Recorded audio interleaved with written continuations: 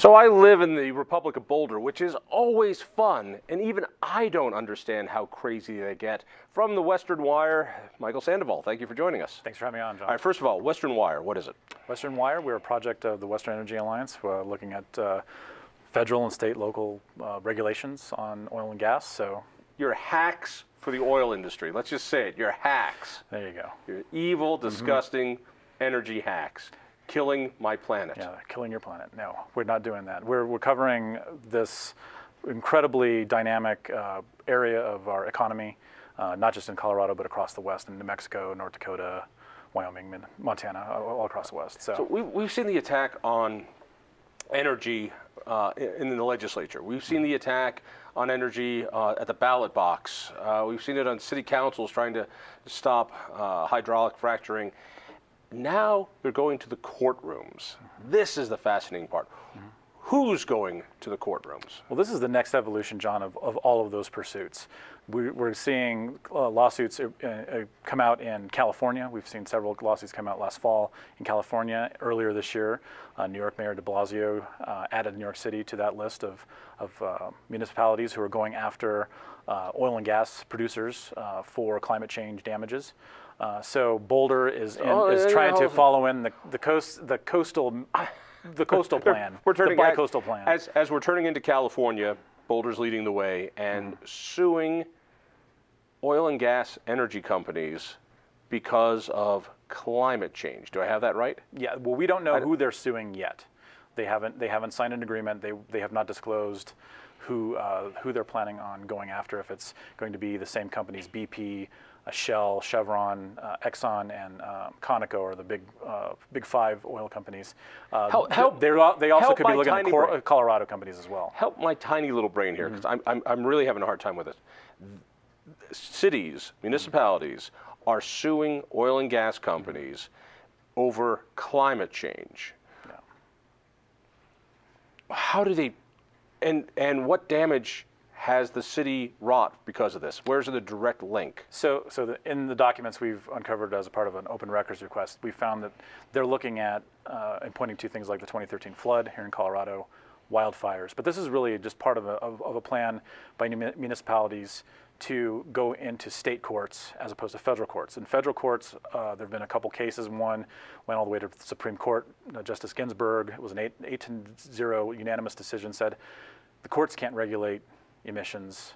That's left up to the Clean Air Act and the EPA. So they're trying a different strategy and trying to find a sympathetic state court. Boulder is the new evolution of that because they've already discussed sort of at length about what they say are climate impacts on coastal areas. They're trying to find a non-coastal city. Boulder is part of that discussion. This is beautiful in a few ways. One, Boulder and city officials hate taking care of their cities, all right? A city government is there to take care of the potholes and the police department and keep the infrastructure going. That's down and dirty good governance, but it isn't sexy. Taking care of international issues are huge. Boulder wanted to divest, or maybe they did divest, from South Africa during apartheid, and I'm sure that's what ended it. It's more fun to deal with that stuff. So you're telling me these cities are now going to take on not just foreign affairs, but global affairs and have standing to sue. Has any judge ever given a municipality standing, that's the legal term saying you have a right to sue, an oil company for the weather? Well, in the federal cases, that hasn't happened.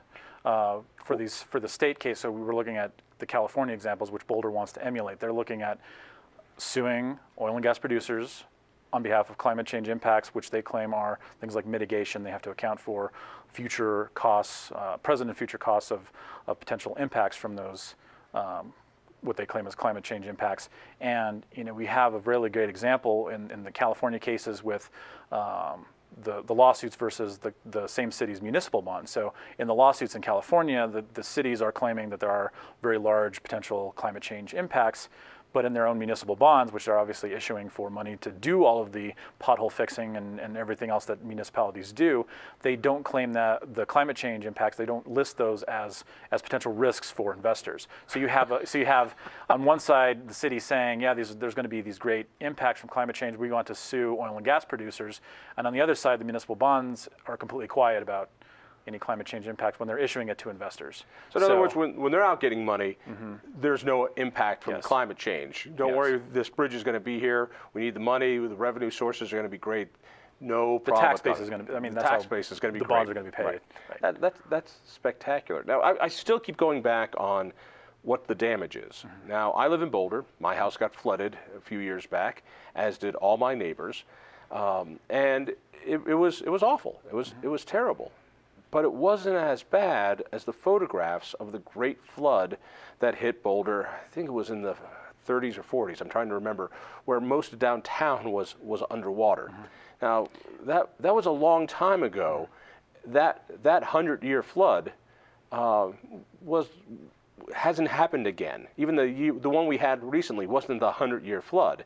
So how do they prove that flood was caused by some oil company? Well, I'm not sure because we haven't seen the complaint yet. We've talked to, and I mean Western Wire's talked to the city of Boulder. We don't know where they're at. They have confirmed that they haven't signed a contract yet, so we don't know who the plaintiff's attorneys that are promising to represent the city pro bono are. We don't know who the potential defendants are. But when you're talking about damages, I think we should focus on the damages that they're expecting to get out of it, not the actual climate change damages that they're claiming. We're talking about plaintiffs' attorneys who are obviously seeking to shop a lawsuit where they're going to get a 25 to 30% contingency fee if they find a friendly court and a friendly scenario where they actually get damages from these companies, from the big companies I just listed, but possibly Colorado companies like Anadarko and in Boulder's case, Extraction and Crestone, who are companies who have operations in Boulder County. So they might be looking for the damages in terms of the deep pockets, and then of course the related PR campaign that would surround that kind of pursuit. And right now, Boulder is probably not looking to go this alone. I think they're seeking safety in numbers. They've mentioned in the documents we found that they're looking at expanding it possibly to the Boulder County Commissioners to make it a county-wide thing. And there may be other municipalities that join in. So we have an unknown number of Colorado governments suing an unknown number of damn defendants. Roads. I know it's not as sexy as saving the world, but you're a municipal government. Fix the damn roads. Now, let's play this one out. Sure. Let's assume that some municipality is successful in saying there's a direct link. That oil company is the reason why our coastal city has flooded, or that Boulder had a flood, or that there was a forest fire. And some judge says, you're right. Here's several $1 billion. You need to pay them. At which point the floodgates open for every municipality to claim every bad snowstorm on the oil companies, and they go out of business. I mean, I'm assuming that's the end game here. Well, I think the Mayor de Blasio recently said that his lawsuit, New York City's lawsuit, was to sound the death knell of oil and gas producers. I think it would be very interesting if you were to take that down the line. I'm not going there. I'm just a reporter, and that's all speculation. But who are the consumers? I go back to South Park, and who is Walmart? The consumers are Walmart. The consumers are the ones we all use oil and gas. Representative Jared Polis, he's running for governor. He said at a meeting last month, "Hey, I drove here too. We all drove here. We like to have heat in the winter with using natural gas." So they acknowledge that there's a need for the product. We all use the products day in and day out, not just obviously oil and gas, but in our products, plastics and everything else. So it would be kind of odd to sound the death knell, according to Mayor de Blasio, on an absolutely critical part of our economy, critical part of our nation's job force, and what we use in every day. It's our technology. It's in everything we do. It's where we're at in 21st century America. We forget that everything we do is dependent on energy. And I know there are fantasies that windmills and solar panels will take up 100% of that, and that's a beautiful fantasy. And someday, by the way, it will come true. I have no doubt that over time technology is going to get there. But if Boulder is successful, what they do is they put all that out of business. They put people out of business. They hurt the people they're trying to represent. Am I missing something? I think they would be directly right now hurting the people of Colorado who work in this industry, trying to put that's part of their intent, in my opinion, not as a reporter, but in my opinion, covering this as we've uncovered, to go after these oil and gas producers and do anything they can, whether it's a ballot box, by legislation, or in these lawsuits. All right. When you find more, tell me. I'm Absolutely. curious. Thanks, That's the good stuff. I'll Hey, keep you updated. Listen for me on KHOW Radio. Check me out at the Denver Post, and check out the Independence Institute. Go to thinkfreedom.org. We'll see you next week.